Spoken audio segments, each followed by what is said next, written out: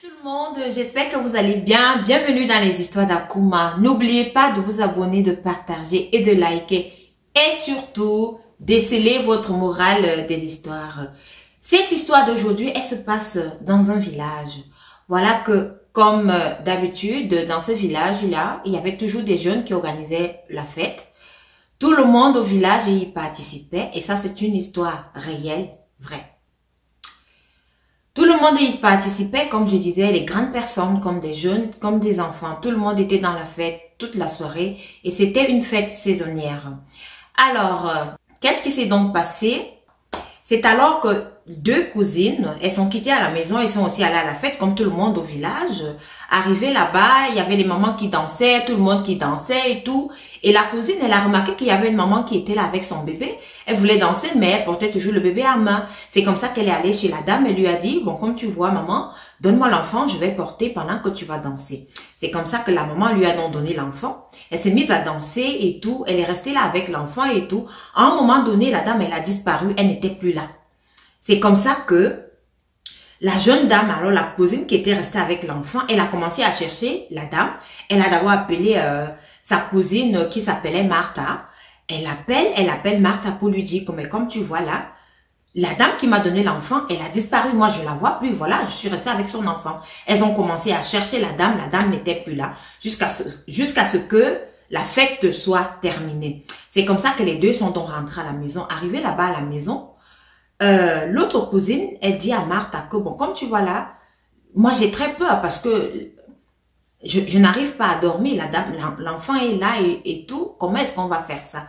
C'est comme ça que Martha dit donc à sa cousine que ok, je vais donc rester avec toi, on va dormir ensemble jusqu'au matin.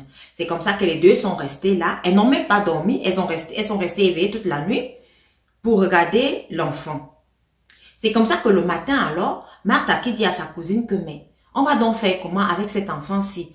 Parce que là, on peut t'accuser d'avoir volé l'enfant quelque part. C'est mieux qu'on aille voir le chef du village pour lui présenter la situation parce que on n'a fait rien de mal. On a cherché la dame, on ne l'a pas trouvée. C'est comme ça que les deux, elles ont donc dit à leurs parents aussi. Et avec les parents, ils sont allés voir le chef. C'est comme ça que le chef du village a donc convoqué une réunion. Tout le monde est arrivé. On a donc présenté le problème à toute l'assistance qui était là. On a demandé à qui appartient l'enfant. Donc, avant que la femme ne disparaisse, la femme avait donné le nom à la cousine de Martha, le nom du père de l'enfant à la cousine de Martha. Elle lui avait dit, au cas où tu ne me vois plus, il faudra te remettre l'enfant à tel monsieur. Elle a donné le nom que moi je ne vais pas dire ici. C'est comme ça que le chef du village aussi, il a dit son nom, il a dit, est-ce qu'il y a quelqu'un qui s'appelle comme ceci? Le monsieur, il était bien là. Il savait que c'était lui qu'on appelait, mais il n'a même pas bougé, il n'a pas fait signe. C'est comme ça que après maintes reprises d'appels, personne n'a levé le petit doigt.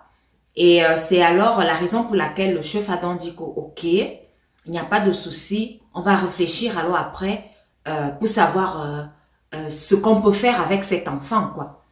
C'est comme ça que lorsque tout le monde était déjà parti, le monsieur, il revient alors vers le chef. Il dit au chef que franchement, on a appelé son nom, c'est lui, il s'appelle comme ceci. Mais pour lui, c'est une histoire incroyable parce qu'il n'arrive pas à croire. C'est comme ça qu'il raconte donc au chef que non, sa femme était enceinte, il vivait en harmonie avec sa femme, ils étaient heureux, elle est tombée enceinte. Et lorsqu'elle est tombée enceinte comme ça, ils ont fait la layette et tout. Le jour de l'accouchement était donc arrivé. Elle a accompagné sa femme comme il se devait. Arrivé là-bas, sa femme est donc décédée et l'enfant aussi est décédé sur la table d'accouchement. Mais pendant tout ce temps, il a tellement pleuré, il avait très mal et que parfois dans les rêves, il voyait sa femme qui revenait lui donner son enfant entre ses bras. Donc tout le temps, il a dit ça au chef que il voyait sa femme qui revenait lui donner cet enfant entre ses bras. Donc, il a l'impression que c'est cet enfant-là qui est venu. C'est comme ça que le chef lui dit alors que bon, maintenant on va faire comment? Parce que c'est un enfant revenant. Ça veut dire que cet enfant est déjà décédé. Et si l'histoire que tu racontes là est vraie, ça veut dire que c'est ta femme qui est revenue. Comme elle voit tellement que tu souffres, elle voit comment tu pleures tous les jours, elle voit comment tu es seule. C'est pour ça qu'elle est revenue pour te remettre cet enfant. C'est comme ça que le monsieur, lui, il a dit, il va prendre l'enfant parce que il s'est toujours souhaité avoir un enfant. Il ne peut pas rester comme ça. Lui, il va prendre cet enfant parce que pour lui, c'est son enfant. C'est comme ça que le chef lui a donc dit que, ok, il n'y a pas de souci. On va donc te laisser cet enfant comme tu as reconnu que c'est ton enfant. C'est comme ça que le monsieur a donc pris l'enfant. L'enfant avait entre 7 et 8 mois. Il a élevé cet enfant. Et cet enfant a grandi, il a eu l'âge d'aller à l'école et tenez-vous tranquille, cet enfant était extrêmement intelligent. Il était extrêmement intelligent. Si bien qu'à l'école même, on ne savait pas trop quoi faire avec lui parce qu'il y avait aussi d'autres enfants qui venaient aussi dans le même village et qui disaient que non, lui là c'est un revenant et que sa maman est une revenante.